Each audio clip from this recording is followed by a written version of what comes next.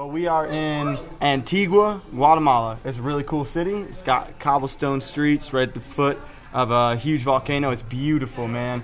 We are staying in a really nice hotel, and I'm just super excited. We're gonna go be tourists for a little bit, grab some grub, eat some lunch, and explore a little bit. So we'll see how it goes.